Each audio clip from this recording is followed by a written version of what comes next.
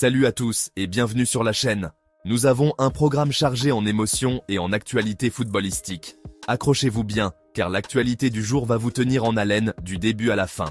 Pour commencer, parlons d'un moment qui restera gravé dans l'histoire du football français. Cet après-midi, le prodige Kylian Mbappé a mis fin à une disette sans marquer en ouvrant le score face au Rayo Vallecano, donnant ainsi à son équipe une avance décisive qui s'est révélée déterminante dans un match au suspense insoutenable. Ce but n'était pas seulement un simple point sur le tableau de score, il a permis à Mbappé d'inscrire une nouvelle page de l'histoire. En effet, grâce à ce tir magistral, il a dépassé Michel Platini dans un domaine bien précis. Devenir le premier joueur français à inscrire 29 buts lors de sa première saison avec un club évoluant dans l'un des 4 grands championnats en compétition officielle. Pour rappel, Michel Platini avait inscrit 28 buts avec la Juventus lors de la saison 1982-83. Une prouesse qui prouve une fois de plus que Mbappé n'est pas seulement un joueur de talent, mais une véritable machine à marquer, capable de transcender les records et d'inspirer toute une génération. Au-delà de ce but historique, l'ambiance de l'après-midi était survoltée. Le match contre le Rayo Vallecano s'inscrivait dans un contexte de rivalité intense en Liga, où chaque point compte pour la course au titre. Pendant ce temps, du côté du Real Madrid, le choc entre le club merengue et le Rayo Vallecano a également offert son lot de surprises. Le Real Madrid a remporté une victoire cruciale 2-1 dans un derby de la capitale. Un résultat qui permet aux merengues de recoller au classement face au Barça.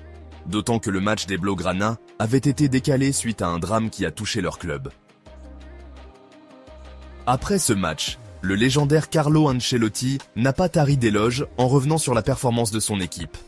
Il a notamment souligné la prestation exceptionnelle de Luka Modric, qui, malgré une fatigue perceptible, a donné le meilleur de lui-même pendant les 90 minutes du match. Ancelotti a même laissé entendre que le duo formé par Modric et Tchouaméni était tout simplement incroyable. Un argument de taille dans la préparation du prochain choc contre l'Atlético Madrid en 8e de finale retour de la Ligue des Champions. Sans oublier les inquiétudes passagères autour de Courtois, Rudiger et Bellingham, ce dernier ayant été touché au genou, bien qu'il s'agisse d'un impact sans gravité majeure. Ces commentaires montrent à quel point le Real Madrid reste un géant capable de faire face aux imprévus, même en période de grande intensité sportive. Avant de poursuivre, si vous aimez ce genre de contenu et que vous voulez rester informé de toutes les actualités footballistiques, pensez à vous abonner à la chaîne et à activer la cloche pour ne rien manquer. N'oubliez pas de liker et de partager la vidéo avec vos amis passionnés de foot. Passons maintenant à une autre actualité qui a secoué le monde du ballon rond cet après-midi.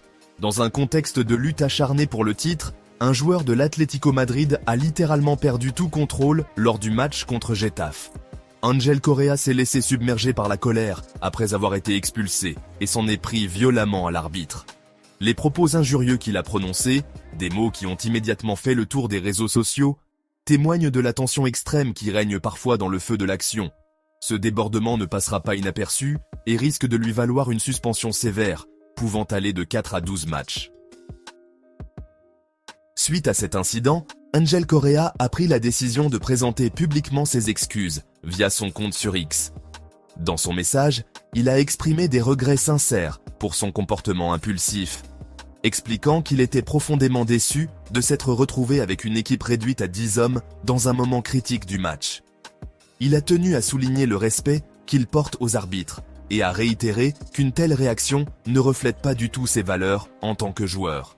Même si ses excuses sont saluées par certains supporters, il reste à voir si cette démarche atténuera la sanction qui pourrait être appliquée par les instances disciplinaires du football espagnol. Merci d'avoir suivi ce résumé. Restez connectés pour d'autres contenus. N'oubliez pas de vous abonner et de partager cette vidéo pour soutenir la chaîne. À très bientôt pour de nouvelles aventures sportives et surtout, gardez cette passion vivante.